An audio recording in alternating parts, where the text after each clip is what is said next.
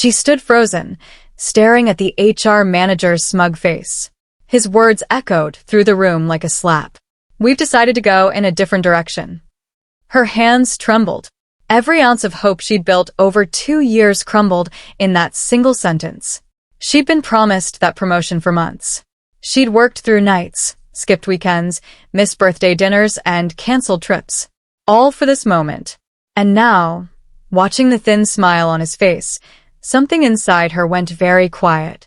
Not the peaceful kind of quiet. The kind that comes right before a storm. She nodded. She didn't scream. She didn't cry. She just nodded, picked up her bag, and walked out of that office with her head straight and her jaw tight. But inside, her entire world was on fire. My name is Claire Summers. For 2 years, I gave everything I had to Hartwell Marketing Solutions. I believed in the work. I believed in the team. Most of all, I believed my manager, Neil Patton, when he looked me in the eye and told me the senior brand strategist role was mine. I had nothing left to lose. And sometimes, that's exactly the moment your real life begins. That I sat alone in the break room after it happened. The coffee machine hummed. Someone's leftover lunch sat in the microwave, forgotten. The whole office kept moving like nothing had changed because for everyone else, nothing had. People walked past the door. Keyboards clicked. Phones rang. The world didn't stop for my heartbreak, and that made it worse somehow. I stared at the table, replaying every conversation I'd had with Neil over the past 8 months. Every time he said, "Claire, you're the only one ready for this." Every time I stayed late because he asked. Every presentation I built from scratch, while he put his name at the top. My phone buzzed. A company-wide email. Subject, exciting news. Welcoming our new senior brand strategist. The name wasn't mine. It was Derek Sloan. Derek, who had joined the company 4 months ago. Derek, who borrowed my campaign framework in his second week and called it his own idea in a team meeting. I didn't snap. I didn't throw my phone. I just sat there, reading that email 3 times, and felt something cold and sharp settle into my chest. Not sadness. Not panic. Something harder than both. I walked back to my desk like everything was fine. That was the hardest part. Neil's office door was open. I could see him through the glass, leaning back in his chair, laughing at something on his screen. I kept walking. I sat down. I opened my laptop. I answered 2 emails. My hands were steady. My face was calm. But my mind was running at full speed behind my eyes, sorting through everything with a kind of cold, clear focus I'd never felt before. I wasn't just hurt. I was awake. For 2 years, I had made myself small enough to fit inside someone else's plan. I had softened my ideas so Neil wouldn't feel threatened. I had let him take credit because I told myself that's just how it works when you're climbing. I had been patient, professional, and invisible. And what had all that patience bought me? A front row seat to watch someone else get handed what I had earned. I passed Neil's office one more time on my way to the bathroom. He didn't look up. I didn't stop. But I made myself a quiet promise in that hallway. They had just made the biggest mistake of their lives. That night, I lay in bed staring at the ceiling. My apartment was small, 1 bedroom, a kitchen that faced a brick wall, a window that looked out at the fire escape. I had moved into it when I joined Hartwell, telling myself it was temporary. 2 years later, it was still temporary. I pulled my notebook from the nightstand. I'd had it for months. I used to write campaign ideas in it, things I'd pitched to Neil, things that would eventually become his ideas in the next meeting. I flipped to a blank page and wrote 1 question at the top. What do I actually know how to do? I started writing. Product positioning, brand voice, consumer psychology, digital campaign strategy, content architecture, market research, influencer pipeline building. I filled 2 pages before I stopped. These weren't just skills I had learned at Hartwell. These were things I had been doing for Hartwell, building their brand equity, growing their client base, shaping their voice. I had been doing this work for someone else's company this whole time. My pen hovered over the page. Then I wrote 3 words at the bottom and circled them. What if I didn't? I quit on a Thursday morning. I typed the resignation letter the night before and read it 4 times. It was 2 paragraphs. Professional. Clean. No accusations, no bitterness. I printed it, folded it once, and put it in my bag. When I got to the office, I went straight to Neil's door. He looked up, surprised I was early. I handed him the letter. He read it. His expression shifted through surprise, then something that looked almost like irritation, and finally settled into a blank, careful neutrality. "Is this because of the promotion decision?" he asked. "No," I said. "It's because of me." I went back to my desk and started packing. A small cactus I'd kept on my monitor for 2 years. A notebook. My charger. A photo of my mother. Some of my colleagues watched. A few looked uncomfortable. One woman, Priya from accounts, walked over quietly and squeezed my shoulder. She didn't say anything. She didn't need to. I carried my box out through the glass doors, past the reception desk, and into the elevator. When the doors closed, I let out one long, slow breath. I wasn't shaking. I was free. The first week after quitting felt strange. I woke up at 7 with nowhere to go. I made coffee and sat at my kitchen table in the silence, and part of me waited for the panic to come. It didn't. Instead, I opened my notebook and my laptop side by side and started working. Not for anyone else. For myself. The idea had been forming for years, actually. I just hadn't let myself take it seriously. I wanted to build a personal care brand. Not another generic skincare line, with pretty packaging. Something specific. Something honest. Products built around real skin concerns that women in their late 20s and 30s actually talked about in comment sections and group chats, but that big brands kept ignoring. I had watched companies at Hartwell launch campaigns for products that didn't match what their customers were actually saying online. The gap between what brands offered and what real people needed, that gap was enormous. And I knew how to fill it. I named the brand in my notebook on a Tuesday afternoon. I wrote it in capital letters, underlined it twice, and sat back in my chair. Clove and Core. It felt like mine in a way nothing at Hartwell ever had. I spent the next 3 weeks doing research the way I had been trained to do, properly, methodically, without shortcuts. I read through hundreds of product reviews on competitor sites. I went into forums and read threads where women described exactly what they wished existed. I took notes in color-coded columns. I tracked patterns. I found 3 recurring complaints across nearly every major brand in the space.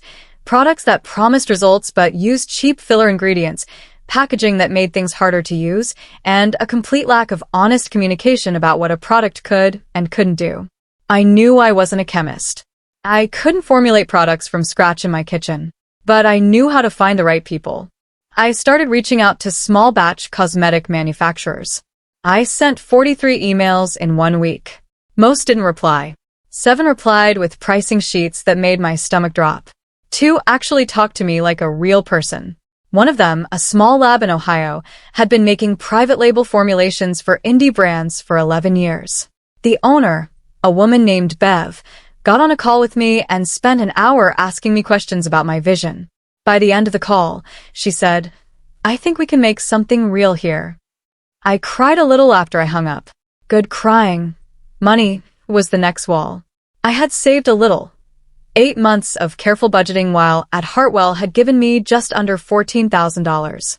It wasn't much, but it was mine. I broke it into categories on a spreadsheet: product development and initial manufacturing, brand identity and packaging design, a basic website, a small digital ad budget, legal fees for registering the business. I gave myself almost nothing for personal expenses and promised myself I'd pick up freelance brand consulting work to cover rent while Clove and Core got off the ground.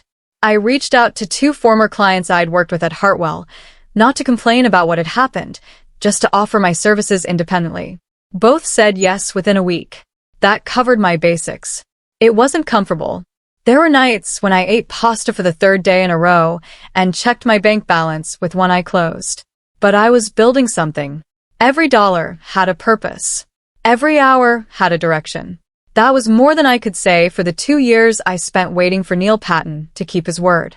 I didn't miss the salary. I missed the certainty sometimes. But certainty, I was learning, was just another word for staying still. The first prototype batch arrived on a Wednesday in a plain brown box. I opened it at my kitchen table. 6 small amber glass jars, each filled with a gentle exfoliating serum Bev's lab had developed based on my ingredient brief. I held one up to the light. The color was a soft, warm gold. I opened the lid and the smell hit me, clean, a little botanical, nothing artificial. It estated on my wrist the way Bev had shown me.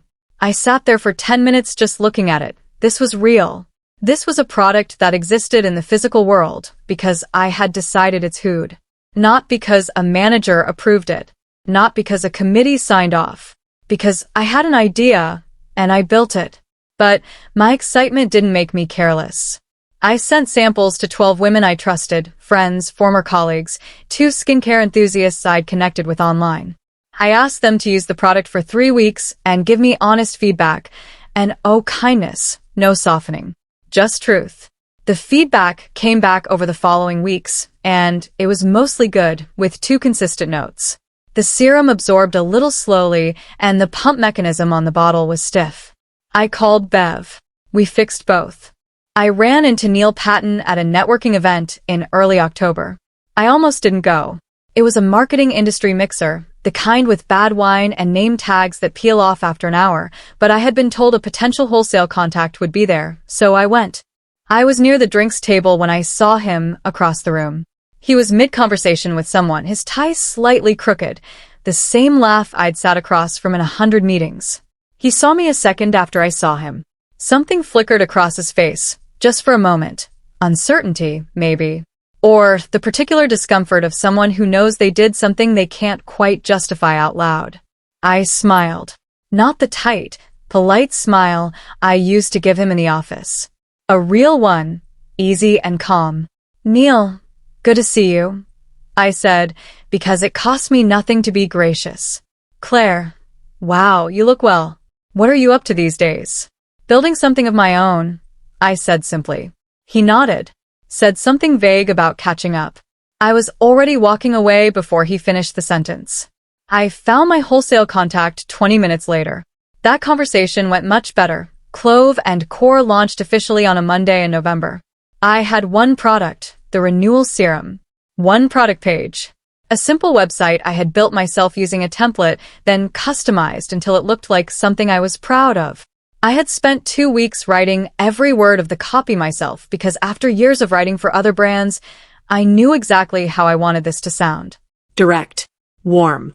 Honest about what the product did and what it didn't promise. I ran a small paid ad campaign on social media with a budget of $400. I posted 3 times a day on our brand account, ingredient education, behind-the-scenes photos of the packaging process, real messages from my sample testers with their permission. The first day, we made 6 sales. I stared at the notification on my phone for a solid minute. 6 people who had never met me, who owed me nothing, had read my words, looked at my product, and decided to trust me with their money.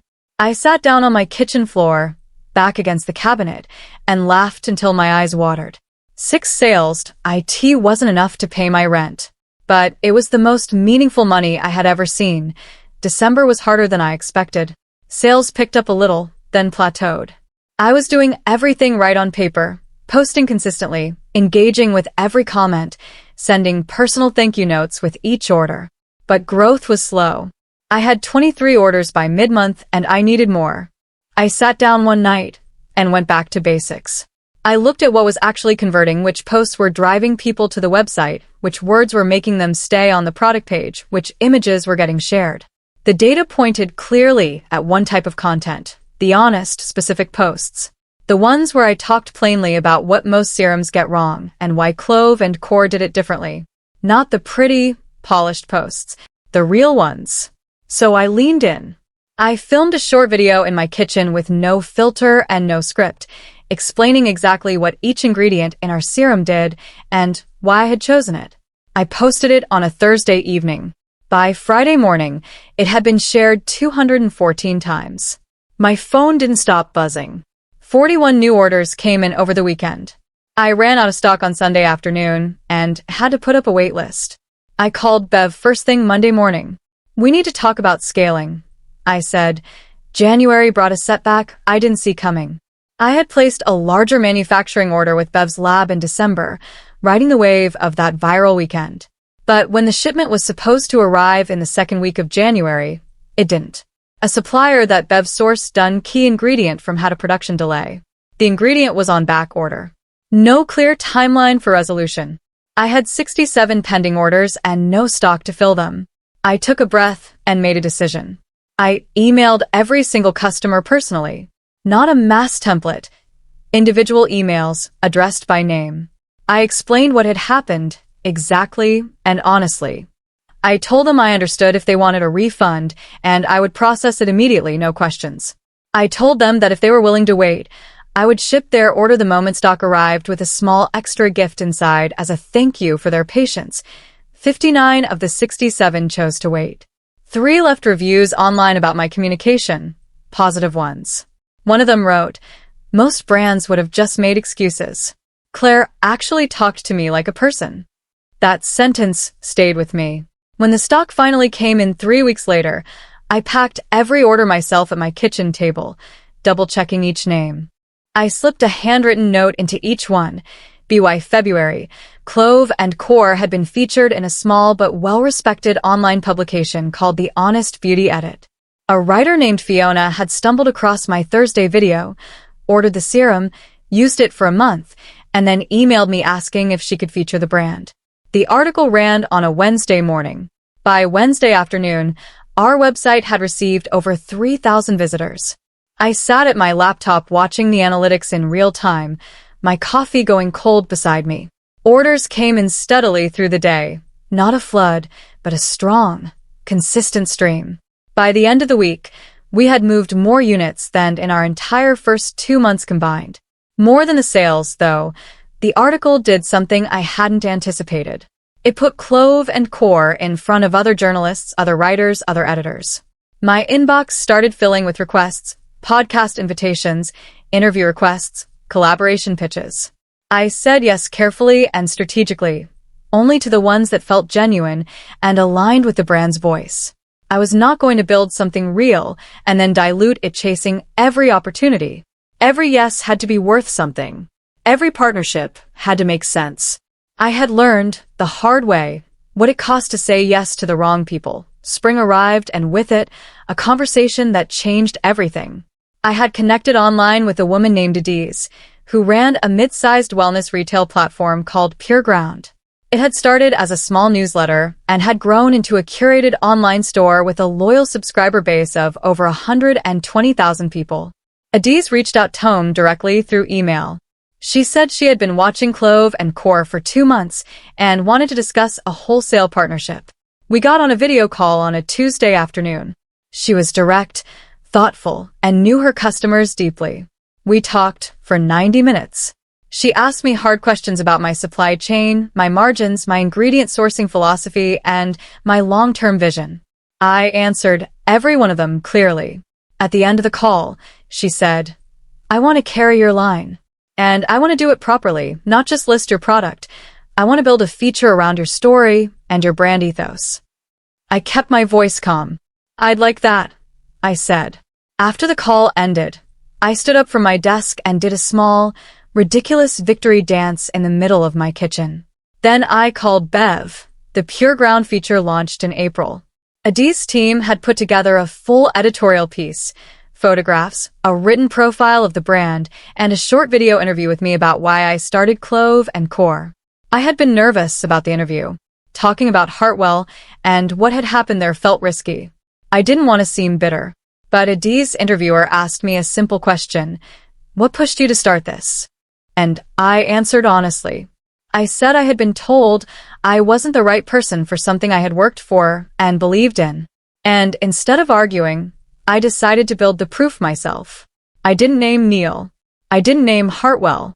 I just told the truth about the feeling, the specific, familiar ache of being looked past when you know your own value. The comments on that video filled up within hours. Thousands of women saying some version of the same thing. This is exactly what happened to me.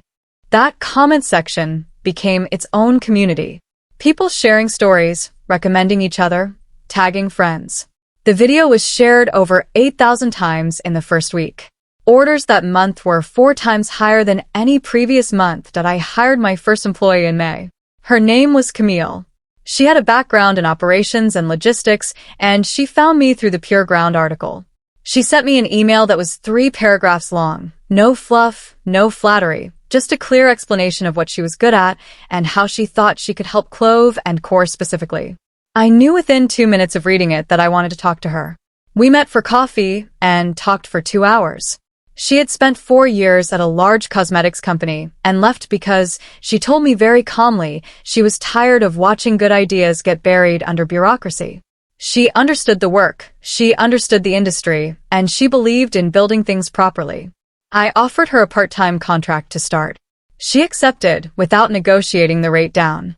She told me later she would have worked for less because she believed in what we were building. Having Camille meant I could finally stop doing everything myself. She took over the logistics and order fulfillment side of the business and immediately made it better. I used the time I got back to focus on what I did best, the brand, the story, the product development pipeline. We made a good team. The kind built on respect, not politics that I heard about Hartwell's troubles through industry gossip first, the way you always hear things in fragments and rumors at the edges of conversations. Someone mentioned at a networking event that they had lost 2 major clients in the same quarter. I didn't ask questions. A few weeks later, a former Hartwell colleague, Priya, the one who had squeezed my shoulder when I left, sent me a message. She didn't say much. Just, things here are not good. I think I need to start looking around. I replied warmly and told her to reach out if she needed anything. Then I read a short piece in an industry newsletter. Hartwell Marketing Solutions had lost the Brinley consumer account, which had been their flagship client for 6 years, after a series of campaign failures and what the article diplomatically called a breakdown in strategic leadership. The piece mentioned that their internal marketing team had seen high turnover in the past year. I read it once, set my phone down, and went back to the product brief I was working on. I didn't feel triumph. I felt something quieter. A kind of settled understanding that the choices people make eventually catch up with them, one way or another. Mine had led me here. Neil's had led him somewhere else. Summer brought our second product launch. Based on everything I had learned from our customers, their emails, their reviews, their comments, the questions they asked, I had been working with Bev's lab for 4 months on a daily moisturizer. We called it the base layer. Where the renewal serum was about correction, the base layer was about protection and simplicity. A product for women who were tired of 12-step routines and wanted one thing that actually worked. We launched it exclusively to our email list first, 3,000 subscribers by then, giving them 48 hours to order before it went public. 211 orders came in during those 48 hours. When it went public, we sold out in 9 days. Bev and I had a standing call every Monday by this point that we talked about scale, about ingredient alternatives, about what the next product in the range could be. She had become something more than a manufacturer to me. She was a thinking partner. The people you build things with matter as much as the things themselves. I had learned that from the wrong side of it at Hartwell, watching a team's real work get absorbed into one person's reputation. At Clove and Core, credit went where it was earned. Neil Patton called me in August. I didn't recognize the number at first. When I picked up and heard his voice, there was a long half-second where I had to make a decision about my own character. Claire. I hope this isn't a bad time. It was a bad time. Actually, I was in the middle of reviewing a supplier contract with Camille. I have a few minutes, I said. He sounded different, less certain. He said he had left Hartwell in June, a mutual decision, he called it, and was doing some independent consulting.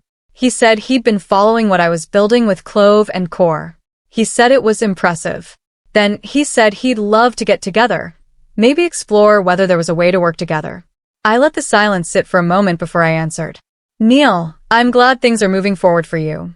I said, and I meant it, because carrying bitterness was too heavy, and I had put it down a long time ago. But Clove and Core is exactly where I need it to be right now. I don't think there's a fit. He said he understood. We said polite goodbyes. I set the phone down and looked at Camille. She looked at me. Neither of us said anything. Then we went back to the contract. September marked 1 year since the launch of Clove and Core. I sat at my desk on the anniversary morning with my coffee and opened our numbers. Revenue for the year, $462,000. Net profit after costs, just over $110,000. A customer base of over 8,000 people across 14 countries. 2 products with a third in final development. A team of 3, me, Camille, and a part-time content creator named Jasper, who had joined us in July. We had received an inquiry from a regional pharmacy chain interested in stocking the renewal serum in 40 locations. We were in early conversations with a distribution partner in Canada. I looked at all of this for a long time. Then I looked out my window. The fire escape was still there. My apartment was still small, but everything inside it felt different. I was different. Not harder, exactly. More clear about what I valued and what I wouldn't compromise and who I wanted to be in business. I had built this without anyone's permission, without anyone's approval, without waiting to be chosen. That felt like the most important thing, more than any revenue figure or media mention. I had stopped waiting. And everything that came from that decision was mine. The pharmacy chain deal came through in October. 42 locations across the region would carry the renewal serum starting in January. It required us to scale production significantly, which meant renegotiating our manufacturing agreement with Bev and bringing in a second supplier for one component. Camille handled the logistics side of it brilliantly. I handled the brand standards, making sure that how the product appeared in store matched the integrity of what we'd built online. I flew to meet the pharmacy chain's buying team in person. There were 4 of them around a conference table, and they asked detailed questions about our formulation, our positioning, and our margins. I answered everything directly. At one point, one of the buyers said, "You're very different from most founders we talk to. You know your numbers." I smiled. "I've been doing brand strategy for a while," I said. What I didn't say was that I had spent 2 years building those skills for someone else and 1 year building them for myself. The difference in outcome was not subtle. When I flew home that evening, I watched the city lights from the plane window and thought about the version of me who had sat in that break room a little over 2 years ago, squeezing a phone she could have snapped in half. I wanted to tell her, "Hold on. What's coming is yours." In November, an industry report was published by a brand analytics firm that tracked emerging consumer labels in the personal care space. Clove and Core was listed among the top 15 independent brands to watch in our category. The report included a comparison of market share shifts in the gentle exfoliant serum segment. One of the brands that had lost ground in the segment, according to the data, was a mid-tier product line that had been Hartwell's flagship client, Brinley Consumer. Their serum, which had dominated search rankings 18 months ago, had dropped significantly in customer ratings and repeat purchase rates. The report didn't draw connections between brands. It just showed numbers, but I knew what those numbers represented. 2 years ago, I had sat in a strategy meeting at Hartwell and outlined a campaign approach for Brinley that Neil had repackaged as his own and presented upward. The campaign had been approved and executed, partially. The bolder, more honest elements I'd built in had been smoothed out and softened until it was just noise. Now, their numbers were showing it. Customers weren't staying. The product hadn't kept its promise to them. Ours had. The market, eventually, always tells the truth. December came around again. A full year since that first Thursday video in my kitchen with no filter and no script. I filmed another one. Same kitchen, same lighting, same direct approach, but a different person behind the camera in every way that mattered. I talked about the year. I didn't make it a highlights reel. I talked about the January supply delay and the 67 emails I sent individually. I talked about the nights I ate pasta 3 times in a row. I talked about what it felt like to watch your first ever sale come through on a phone screen and sit on the kitchen floor laughing. I talked about what I had learned, that the people who tell you you're not ready are sometimes just not ready to see you succeed. That building something real requires you to be honest about what it costs, not just what it earns. That the product your customer holds in their hands is a direct reflection of every decision you made along the way, including the ones nobody saw. The video ran 4 minutes and 20 seconds. I didn't edit it. I posted it on a Thursday evening just like before. By the next morning, it had been shared over 15,000 times. My inbox was full. But there was one message I kept going back to. It was from a woman named Portia. She said, "I was passed over for a promotion last month. I've been watching your page for 6 months. I think I'm ready." Thank you. I stand in our small warehouse space now, the one Camille found for us in October, 10 minutes from my apartment. It's not large. There are shelves along 2 walls, boxes stacked neatly, a small packing station in the corner with a roll of brown tape, and a stack of tissue paper. It smells like cardboard and a little like the serum. It is the least glamorous room I have ever been proud of. Camille is at the packing station. Jasper is in the corner editing a video on his laptop. The kettle is on. We have an order of 400 units going out tomorrow and a product development call with Bev scheduled for the afternoon. This is what I built. Not a corporate empire with a glass lobby and a smug HR manager behind a closed door. Something small enough to fit in a warehouse and big enough to reach women in 14 countries who needed someone to be honest with them. I think about Neil sometimes. Not with anger. Anger is a weight I don't carry anymore. I think about what he couldn't see, that the person he turned away was the exact person who would build the thing that proved him wrong. He needed someone manageable. I needed someone to stop managing me. We were both right about one thing. I was not the right fit for that promotion. I was meant for something much bigger than he could have given me. Don't wait for someone to hand you your future. Take it. Own it. And never, ever let someone else's limited vision become the ceiling of your life.